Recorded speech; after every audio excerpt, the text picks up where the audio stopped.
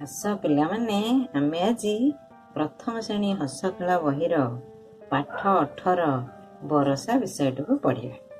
ଚାଲ, ମୁଁ ଯେମିତି ପଢ଼ୁଛି ତୁମେମାନେ ସେମିତି ତଳେ ହାତ ମାରି ମାରି ପଢ଼। ଅନେକ ଦିନ ଧରି ବରଷା ହୋଇନଥାଏ। ନଈ, ନାଳ, ପୋଖରୀ ଓ ଗାଡ଼ିଆର ପାଣି ଶୁଖିଯାଇଥାଏ। ଠେକୁଆ, କୋଇଲି, କପୋତ, ବେଙ୍ଗ, ବେଙ୍ଗୁଲି, କପୋତୀ, କୁକୁର, କାଉ, ଓଧ ଓ କୋକିଶିଆଳ ପାଣି ପାଇଁ କଲବଲ ହେଲେ। ଶୋଷରେ ଓଠପାଟି ଶୁଖିଯାଉଥାଏ। ଆତୁର ହୋଇ ମେଘକୁ ପାଣି ମାଗିଲେ। ବର୍ଷା ଦିନେ ତୁମେ ଜାଣିଛ ବର୍ଷା ହୁଏ, କିନ୍ତୁ ଖରାଦିନେ ଆଉ ତୁମ ବର୍ଷା ହୁଏ ନା। ଖରାଦିନେ କ'ଣ ହେଇଛି, ସବୁ ନଈ, ନାଳ, ପୋଖରୀ ଶୁଖିଯାଇଛି। ବହୁତ ଦିନ ଧରି ବର୍ଷା ହେଇନି ଯେହେତୁ ସବୁ ନଈ, ନାଳ, ପୋଖରୀ ଶୁଖିଯାଇଛି। ଶୁଖିଯିବାରୁ କ'ଣ ହେଇଛି ନା, ବଣର ପଶୁପକ୍ଷୀ କେହି ଆଉ ପାଣି ଟୋପେ ପାଉନାହିଁ। ସମସ୍ତେ ଦେଖିଲ କେମିତି ବିକଳରେ ଉପରକୁ ଚାହିଁଛନ୍ତି। ତାଙ୍କର ଓଠପାଟି ପୁରା ଶୁଖି ଯାଉଥାଏ। ସେ ସମସ୍ତେ କ'ଣ ହେଇଛନ୍ତି, ଦୁଃଖରେ ଶୋଷରେ ମେଘକୁ ପାଣି ମାଗିଛନ୍ତି। ସମସ୍ତେ ମିଶିକିରି ଗୋଟିଏ ବଢ଼ିଆ ସୁନ୍ଦର ଗୀତଟିଏ ସେ ଗାଇଛନ୍ତି।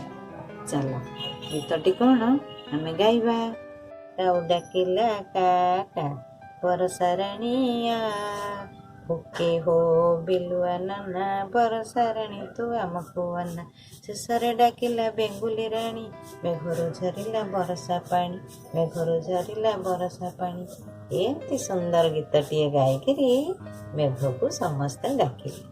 ତାପରେ କ'ଣ ହେଲା ନା, ବର୍ଷା ହେଲା। ଆଉ ବର୍ଷା ପାଣି ଦେଖି ସବୁ ପଶୁପକ୍ଷୀ ଆନନ୍ଦରେ ପାଣି ପିଇଗଲେ, ଖୁସିରେ ଗାଧେଇ ପଡ଼ିଲେ, ଖୁସି ହେଇ ଗୀତ ଗାଇ ଗାଇ ନାଚିଲେ।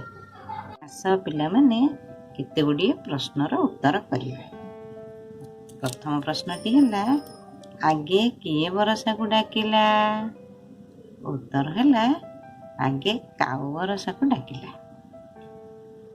ଦ୍ୱିତୀୟ ପ୍ରଶ୍ନଟି ହେଲା, ଶେଷରେ କିଏ ଡାକିଲା? ଶେଷରେ ବେଙ୍ଗୁଲି ରାଣୀ ଡାକିଲା। ତୃତୀୟ ପ୍ରଶ୍ନଟି ହେଲା, ମଝିରେ କିଏ ବରଷାକୁ ଡାକିଲା? ମଝିରେ ବିଲୁଆ ବରଷାକୁ ଡାକିଲା। ପିଲାମାନେ, ଏହି ବରଷା ବିଷୟଟି ମୁଁ ଭାବୁଛି ତୁମକୁ ନିଶ୍ଚିନ୍ତ ଭଲ ଲାଗିବ। ଯଦି ଏହି ବିଷୟରୁ ତୁମେ କିଛି ବୁଝି ନ ପାରୁଥାଅ, ତାହେଲେ କମେଣ୍ଟ ବକ୍ସରେ ଲେଖି ମୋତେ ଜଣାଇବ।